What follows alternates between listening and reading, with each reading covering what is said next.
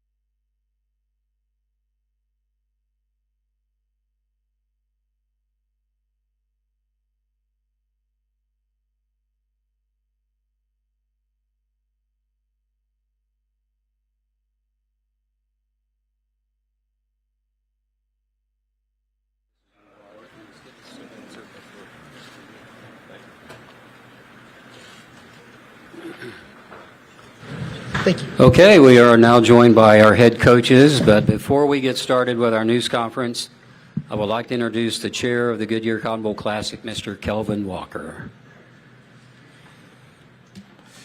Thank you, Charlie. Good afternoon, everyone. I'll be brief as I know there are a lot of questions to be asked to the coaches. But first, we want to take a moment to welcome you all to AT&T Stadium and the 89th Goodyear Cotton Bowl. Tomorrow's CFP semifinal is setting up to be one of the ones for the record books. I can't remember the last time we've had this much hype for one of our games, and we're happy to have our Longhorn and Buckeye fans here in town. I now have acquired another 100,000 Buckeye and Longhorn fans who need tickets, so it's been quite the time this week. But it's great to see both of the coaches here. Coach Day, it's good to see you here. Coach Sark, good to see you here as well. Coach Day, this is your second time in a row coming here, and we're happy to have you come back. You're becoming a regular here. Coach Sarkisian was the 1997 MVP of the Cotton Bowl, so it's good to see him come back again. And so once again, we believe we will have a wonderful matchup tomorrow, and we're excited about it. And before I take my seat, I'd like to present both of you with our official Goodyear Cotton Bowl Classic cowboy hats.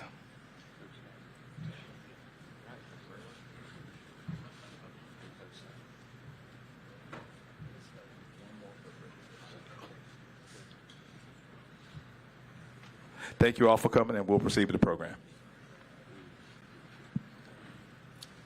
Okay, thank you, Kelvin. Appreciate that. Let's get going with our news conference. We want to say welcome to Coach Day and Coach Sarkisian, and thank you for taking time out of your last day of preparation to be with us. We will begin our news conference by asking our head coaches for an opening statement, and then we will move to the floor for questions. And we will start with Coach Sarkisian. Coach? Yeah, I'd like to begin with, first of all, with the recent tragic events in New Orleans and obviously what's happening in Los Angeles right now. Obviously, speaking on behalf of myself, Coach Day, both of our programs, our thoughts and prayers are with all those that have been affected by this. What is happening in Los Angeles right now is unfathomable. Being from Los Angeles, a lot of friends and family there that are affected. And so I just hope everybody out there can keep their thoughts and prayers with those, and obviously those in New Orleans with some of the tragic events that have occurred. As far as being here at the Cotton Bowl, it's an honor. Obviously being at the University of Texas and the Cotton Bowl are synonymous with one another. I can't believe it's been over 20 years since the University of Texas has been in this game. So to be back, it's an honor. Obviously being the semifinal game, I think it's a credit to our players and to our staff, the work that they've put in. 2 years in a row we've been in this place now, and it's been something that we were striving for when we first took over the program. And so year 3, year 4 to be back, it's definitely it's an honor, but it's also a credit, I think, to the people in our organization for the work that they've put in. That being said, we've got a great opponent. That doesn't need to be said probably much more. I mean, Coach Day's done a great job. He's got a tremendous staff, great talent on their team. They've navigated the season tremendously. I think in this day and age of college football, to think that you're just going to go unblemished is probably not realistic, especially not in our two conferences with the amount of quality teams that you have to play week in and week out, and the grind that it puts on your team, not only physically but mentally. And it's, I think, the ones that can be standing here January 9th and 10th, playing for an opportunity to play for a national championship. I think, the credit is due to all 4 teams, but obviously the job that he's done to get them here. So it's a great honor. It's humbling, but it's also a great opportunity and one we're looking forward to. Okay, Coach, thank you so much. Coach Day? Yeah, I'll echo Coach Sark's comments, certainly about all the tragedies that are going on, certainly in California and Coach's background there, and certainly just being there last week has given our coaches and team opportunity to pause and certainly give our thoughts and prayers to those that are going through that difficult time, and certainly those in New Orleans. We're very excited about being here again. I think the Cotton Bowl does a great job in hosting their teams. I think their team does a great job. It's a great setting. Certainly AT&T Stadium is one of the best game environments there are throughout college football and the NFL. So we're excited to be here again. I'll say this for our team. We every week we've had an opportunity to grow and to build, and we're excited about being here in this spot. Again, I'll echo what Coach said about this new format has allowed teams to grow throughout the season, and I think Coach Sark has done a great job, and his staff and his team, of growing throughout the season. You can see every week, every month, as the season has gone on, they've grown, they've changed, they've adapted, they've built, and they've stayed resilient throughout the season. And they're a very, very good opponent, very, very talented, well coached, played in big games before. And so it's a great opponent, and it's going to be a great atmosphere. Our team's very, very excited about playing in it, and I'm excited for our fans. I think that when you think about the players and the coaches in this new format, week after week, the work that they're putting in, but also for our fans, the lengths that they've come to decide to get on a plane and buy tickets to come to this game, and then throughout the country. I think it all matters, and I think it's great for college football, and it's great for Ohio State, and it's great for Texas. Okay, Coach Day, thank you so much. Let's now move to questions from the floor. Remember, please raise your hand, and we already have a bunch up, and we will get a microphone. I think our first question should go here on the right, on the aisle, second row, okay? I've got Bill Rabinowitz from the Columbus Dispatch. Question for each coach. Ryan, you guys have had the fewest offensive snaps of any of the semifinalists. Chip Kelly said last night that was by design, I'm assuming, just to reduce the wear and tear. How much of a benefit do you think that is right now? And for Coach Sarkisian, you said in our Zoom thing last week that you were a massive underdog. Why do you think that? You want Coach Sark to go first? Yeah, sure. Okay. Well, the reason they have the least amount of snaps is because they're scoring so fast. There's so many big plays that are happening. But some joke in there, but some reality. They've been extremely explosive offensively. And I think a lot of times, in this format, now we're kind of in this NFL format model, it's not always about who was the best team for 12 games. It's who's playing the best football this time of the year. And I think we could all agree what Coach Day's done, their team, them coming out of that Michigan game and what they've been able to do since the playoffs have started has been tremendous. And that's a credit to Coach Day and his staff of regalvanizing that roster and getting them going. And I could probably poll everybody in this room, and you'd probably all agree they're the favorite to win the game. And that's okay, but that's football, that's sport. That's why we have to do what we do. So I'm not going to back off of what I said. The reality is the reality. Now we have to go perform. That's our responsibility as a football team to go perform. But they've earned that right because of the way they've played here the past couple weeks. Yeah, and I just feel like every week is a whole new week. And so, certainly the way that Texas won the game last week, there's momentum there. And I think it's important for all of us, if we have momentum, to keep it. If we don't, we have to go get it. But the truth is that nothing that Ohio State has done or Texas has done up until this week has anything to do with what's going to happen in this game. Zero. And, if you think any otherwise, then just go back a couple weeks and see where we were a couple weeks ago. And so every single week, the slate is wiped clean, and you have to start from scratch again. And that starts with your meetings, with your walkthrough, and with your preparation.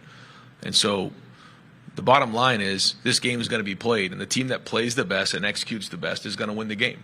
And so there's a lot of opinions out there, I'm sure, of what everyone's going to expect. But ultimately it's going to come down to the players on the field and how they play. And there's going to be a lot of great players on both sides, and it's going to come down to who takes care of the ball and ultimately executes better in the end. So it should be a great night for football. And so certainly we're obviously excited about playing in the game. In terms of the way that we designed this year, part of it was the fact that we felt like by cutting down the number of snaps, it would certainly help with the length of the season and the health of our team. But also getting in a huddle and having Will Howard look 10 guys in the eye and break a huddle together kind of grew as the season went on. And there was a part of that we felt like gave us a little bit of an edge. We broke the huddle together, which I know it sounds crazy, the huddle, it's almost like going back in time, but it's sort of a new thing really because of, the no huddle offenses that have been around.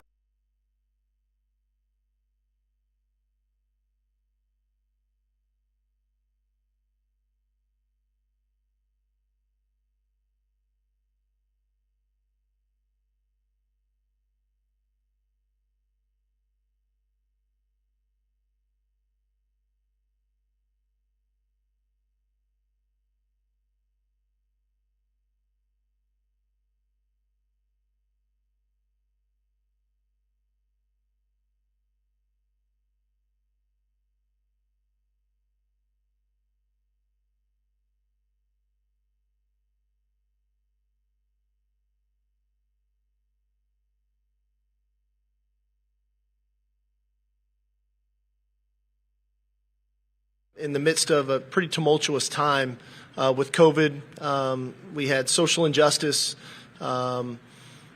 He had to make a hire for a football coach at the University of Texas, which is not always the easiest thing to do. And he took a chance and took a risk on me as an assistant coach at that time. And then the support that he gave not only a football program, but the entire athletic department, I think Chris Del Conte would echo the same sentiments was tremendous. I've never seen a president come to a baseball game and go to a volleyball game and be at a basketball game, not only be at the football game and just be part of our community is somebody that will be sorely missed. You know, his leadership was something that I definitely envied and tried to model a lot of things behind. And so he'll be sorely missed. You know, I'm sure the powers that be and Chairman Eltife and all parties involved will find another great president. But he did a tremendous job in the 4 years that I was here, that's for sure. Stay on the left side, toward the middle. Kirk, you. Yeah, Kirk Bowles from the Houston Chronicle. Steve, everybody knows you like to script plays. Have you continued to be able to do that in the playoffs? And given your fast starts the last two games, have you been tempted to even expand your script? Well, yeah, I mean, we don't, Coach Day touched on it. We don't really change, week to week. There's a formula that I think good programs believe in their formula, and part of our formula is our opening scripts. And that's not going to change this week either. And I'll probably have a press conference at the end where I'll say, man, the opening script was great. Why did it work? Or I'm going to have one that what happened, what was wrong. But that's not the end all be all. We try to put our players in position to have some success early on and build some confidence. And again, that's been something I've done for quite some time. I'm probably not much different than most programs.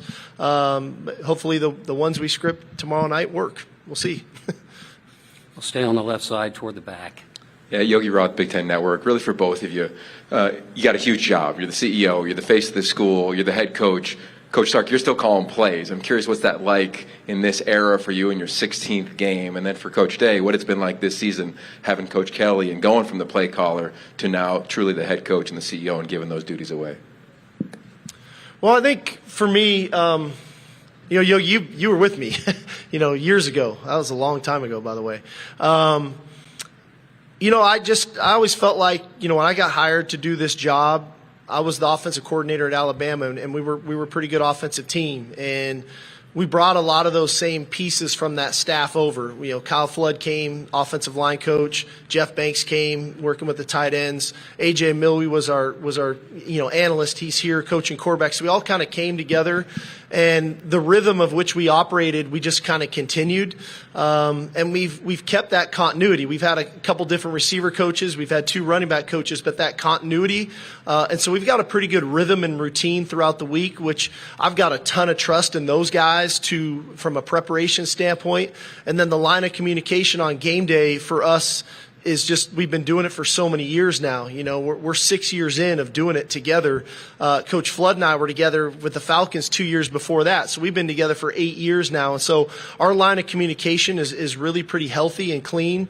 I don't know if that day will come. I do know we keep getting more and more stuff put on our plate as head coaches that we have to deal with. But at the end of the day, there's something about that aspect of the game that I love, and as long as I'm decent at it, I'll probably continue to do it. You're definitely decent at it, Coach. I'd say that. Jeez. I got so much respect for how Coach and his offense and staff and how, first off, they have tremendous amount of weapons, but the way that they come after you, they're very aggressive. And for years, I've always studied Steve's stuff and what he does on offense, and he and I have had conversations about things that we do, and so he's a tremendous offensive mind, and so a lot of respect there. I think for us, on offense, the first thing is, I love that part of it as well, but I felt like it was time for me to just spend a little bit more time of my thoughts and resources to, with the team, defense, special teams. I felt like late in the week, coming up in your mind with what to call on 4th and 3 on the left hash on the 21-yard line in the fourth quarter, like it consumes your mind, and I think that's what makes great play callers. But it allowed me to step away a little bit and and Chip's been a huge help there. But it's also everybody on that offensive side of the ball. Justin Fry, Brian Hartline, Keenan Bailey, Carlos Lachlan all do a wonderful job, and in our support staff as well. So it's a team effort. Here on the front row. Stefan Kreischen, Cleveland.com. For both coaches, we've seen a lot of marquee non-conference games get canceled throughout the country. You guys have maintained the game next year to open the season. Why do you think that's beneficial? And I know it's looking ahead, but how big can that game be for you guys? Well, I would say this. I just think it's great for our team. Now, with the way that this is set up, I think that you're allowed, a loss or two throughout the season to learn and to grow and to build as a team. Where in the past, if you were to lose a game like that, your whole season was ruined. And I think it's healthy. I think it's great for our players. I think it's great for the coaches, and I think it's great for the game. Yeah, I'd concur. I think one thing that's interesting when you look at these Final Four teams, none of the Final Four teams played an FCS opponent this year. And I think there's a reason you come to Texas. There's a reason you go to an Ohio State. There's a reason you go to a Notre Dame, a Penn State. You want to play in those games. And I think that, as much as, everybody's trying to stockpile wins, I think the players we recruit, they want to go against the best. They want to compete against the players that they went on multiple recruiting visits with and they got to know a little bit or played in all-star games against. And so you can feel that energy, especially early in the season when you're coming out of the grind to training camp, when you've got a marquee game early in the season that I think our players look forward to. But it also kind of shapes you for maybe where your deficiencies are because they can get exposed in games like that you can get fixed throughout the season to get ready for a playoff run. Let's go in the back here on the right. Craig Way, Longhorn Radio Network. A question for Coach Day. I've heard your team described as, after the Michigan game, playing angry. Now, I've heard Sark say you want to play with emotion but not play emotional. But have you noticed an emotional uptick from your guys since the Michigan game? I think that this team plays for each other. And, all year I've been proud of our men, and they're men. They really are. I mean, there's a lot of guys on this team who played a lot of football, and they do play for each other. And that's one of the things that, I continue to talk to this team about is, one, you win, you move on, you get to play together for another week. And I think when they're playing at their best, they're playing for each other. And I think the second thing is there's great stories individually within this team and collectively as a team. But the only way that the story is told about your team is if you win. That's the reality. And so I think they realize that. I think it's a resilient group, and I think they know where they are right now. They know the opponent. I think we're focused on the opponent. But ultimately it comes down to our execution. And that's really what it is. And when we're executing well, then certainly there's a lot more emotion in the game. That's really what it is. And so we've all really focused on doing our job, coaches and players included. Let's go to the extreme left now, second row. Hi. Dennis Dodd, CBS Sports. For both coaches, nobody asked the Super Bowl champion where did they win their division or not. We already know that in this tournament, there's not going to be a conference champion. In the future, what will the impact be on league championships? Will they matter more? Is it just about getting in the tournament, or will it always be the same emphasis? It's interesting. I think time will tell what that looks like. I know for us, this was our first year in the Southeastern Conference, and we wanted as much or more than anything to try to capture that championship. And we got an opportunity to get into that game and went into overtime and didn't come out victorious. And then we regrouped and we got ready for this.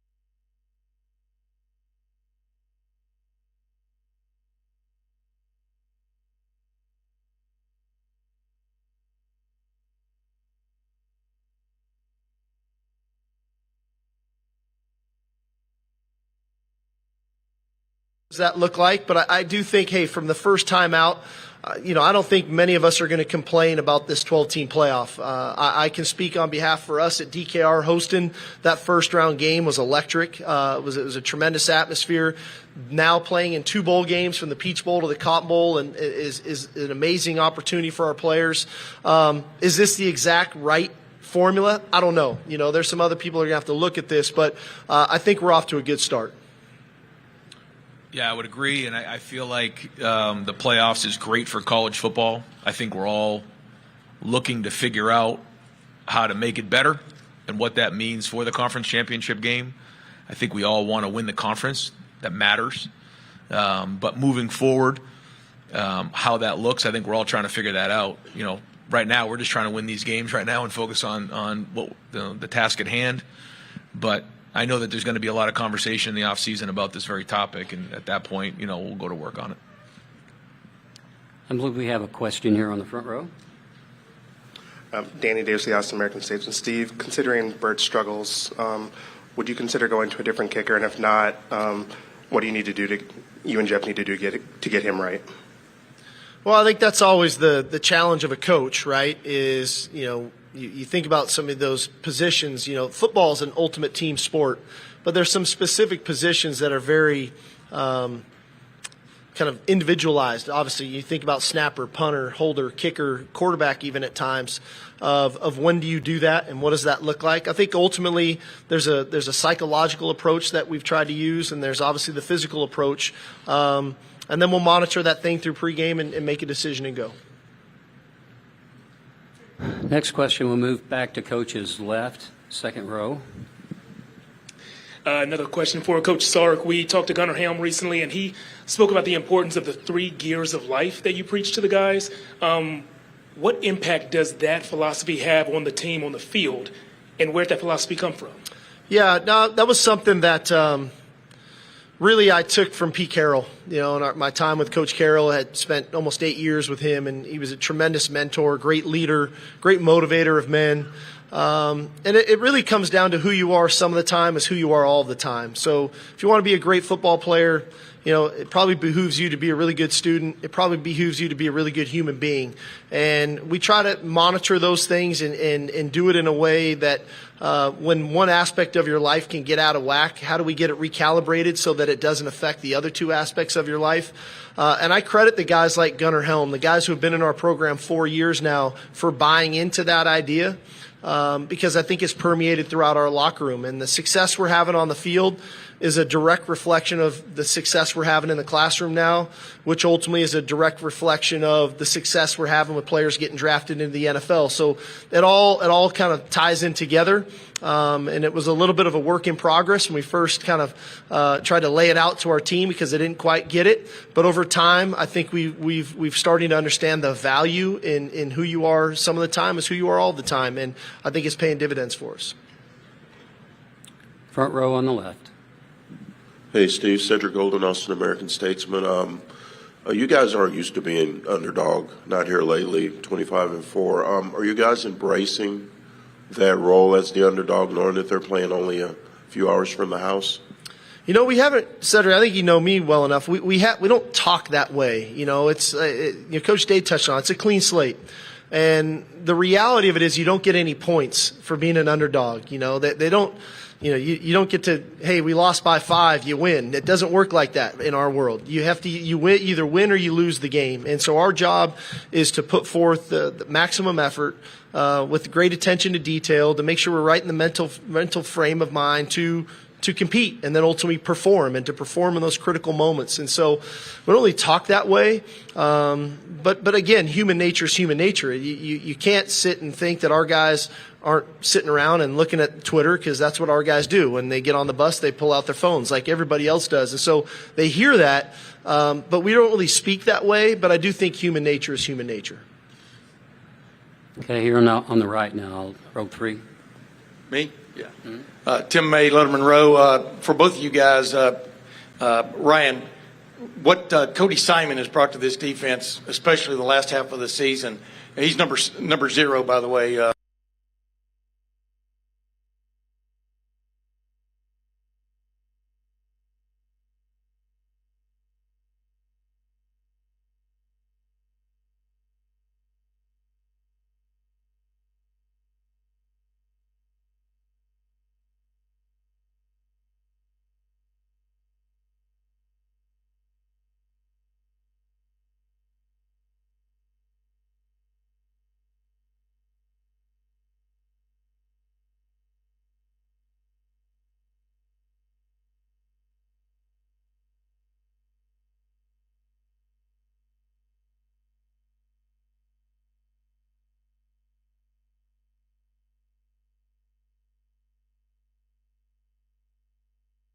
in this game because their offense does a great job of stretching you horizontally and vertically and making sure that they communicate well and make sure everyone's on the same page, and then tackling really well is going to be important in the game.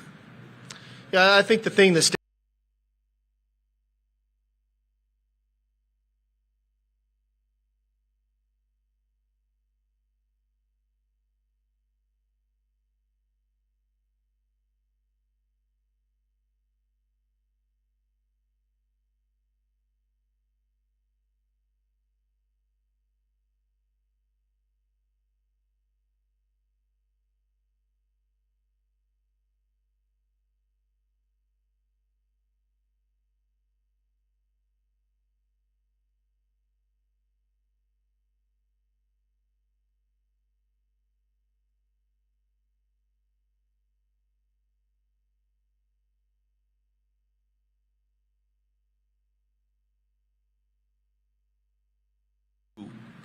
work with Gene Smith, see how things are, learn, and then work his way into the role. And I thought, that takes somebody who's very secure to be able to work hand in hand with somebody and learn. And I think it was very self-aware.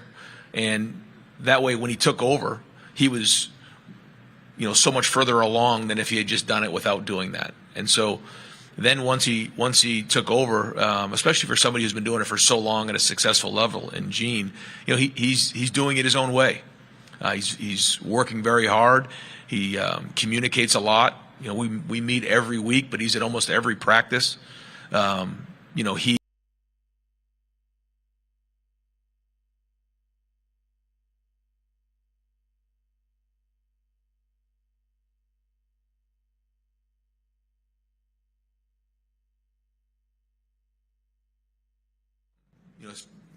We're very fortunate to have him here at Ohio State, and I think he's going to have a great career as the AD.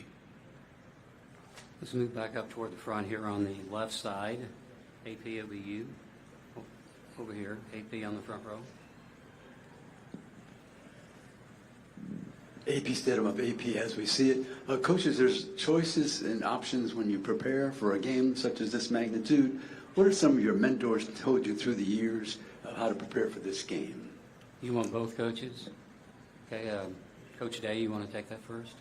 Sure. I think, Coach will say the same thing, that, you want to make sure that you're going to do what you do, but also have some wrinkles along the way. Continue to have the same routine, not make it too big, but at the same time making sure you're having everything that you do covered, and making sure that you're putting your players in a situation to be successful. I would echo the same thing. I was fortunate. I've been around two of the best, Pete Carroll, Nick Saban, and in their own ways, very different, but at the end of the day, very similar because they're both extremely consistent in who they were. And I think that's always the thing that I took away from those guys when we were in some of those bigger games, that they remain consistent with who they were. And I think as a head coach, that's our challenge, to do that and then remain consistent with our players. And so consistency is always important, but as Coach Day touched on, you always, you got to have some wrinkles. You got to do some things differently, because as you move through playoff and get in games like this, their coaches are too good. They're going to find the chinks in your armor, and you better make sure that you've got ways to combat that. Inside aisle, we're approaching our final questions toward the back. Coach Sarkisian, Trey Wallace here from Outkick and Fox. Quinn Ewers yesterday talked about his faith and how he's been able to lean on that during his time at Texas, even a brief stint at Ohio State.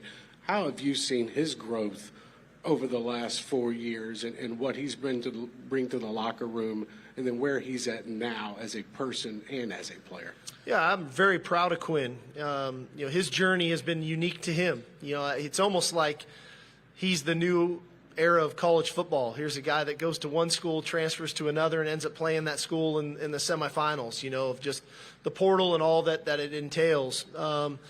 But it has not been an easy journey for him. There's been ups, there's been downs, there's been injuries, there's been great moments, there's been tough moments, there's been playing his best when his best was needed in critical moments. Last week was no different. But at the end of the day, he's always stayed true to who he is. The guy's been he's been a steady C for us, and as much as the rocky waters could be around him, he remained very steady, very focused, very attentive to the details. His work ethic has been unmatched. And I've just been proud of him because I think he's found a source for him that has been a motivating factor where he can play free and play loose and play confidently. Okay, we'll take two questions and wrap it up and go to our trophy pose. Let's go in the back in front of the TV cameras on the extreme left. Tyler Danberg, Scarlet and Gray Sports Radio. Question for both coaches. How have your NFL backgrounds influenced the way you've approached for the 12-team playoff? Go ahead, sir. Coach Sark? I think, for me, I was in the NFL for 3 years, and I only made the playoffs one time. But what I do know is, never mind the playoffs, I think the length of the season. We opened the season August 31st, and both of us are trying to finish the season January 20th, and that's foreign territory for college student athletes. Normally, if you play good enough, you get about a 30-day or so break before a bowl game and maybe a second game if it's a 14 playoff. But the consistency of which we have to keep our players focused on the task at hand, as much as it's been physically grueling, which it has been, especially for us, stepping into the Southeastern Conference was different. It was a different style of play. I think it was the mental grind that this format takes on. And so I think finding the time in the NFL, I think the NFL does a great job of allowing players a break when they find those breaks. And the victory Mondays in the NFL we hear all about, where they get Monday and Tuesday off and come back Wednesday. I think that's been important for us. This has been a really long season for us. And as much as, like I said, it's been physically grueling, I think the mental side of it, we've been in must-win situations since we lost to Georgia the first time. And we had to win out in the regular season to get back to the SEC championship game.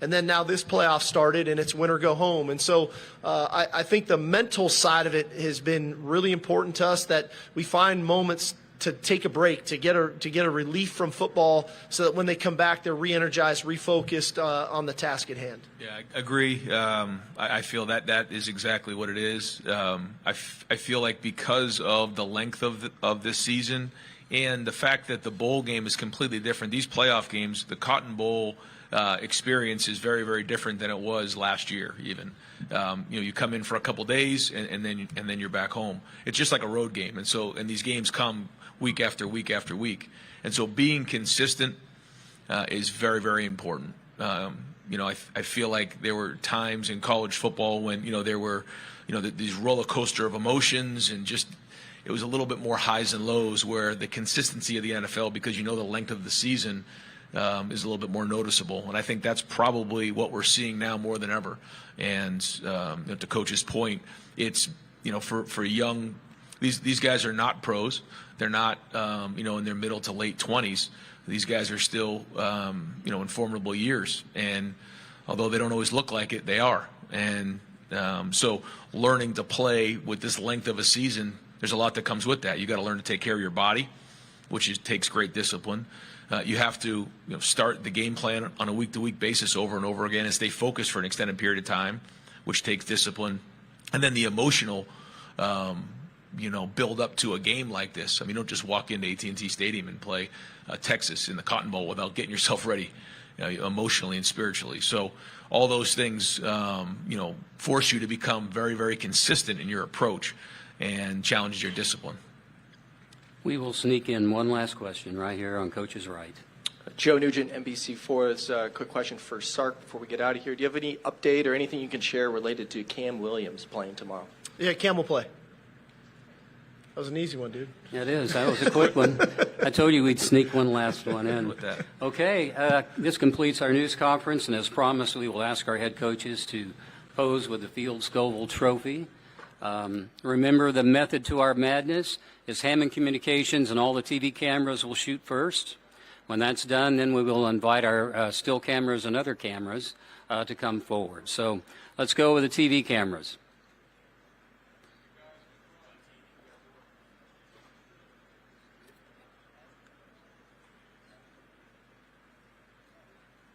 How we doing? Okay, we're done with the TVs. Okay, still cameras. come forward and take your picture.